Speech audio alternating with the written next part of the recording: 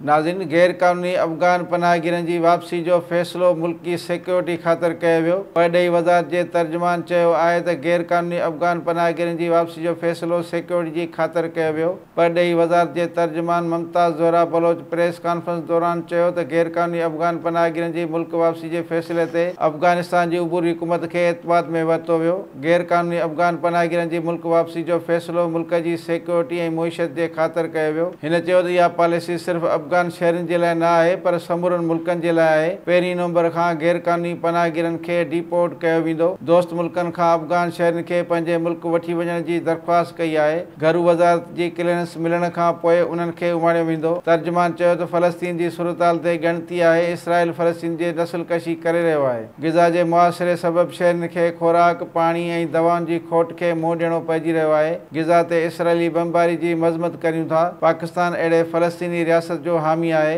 जंहिं जी गादीअ जो शहर अल कुदस शरीफ़ आहे। उमेद आहे त जनरल असेंबली जे इजलास में जंगबंदी ते अॻभराई थींदी।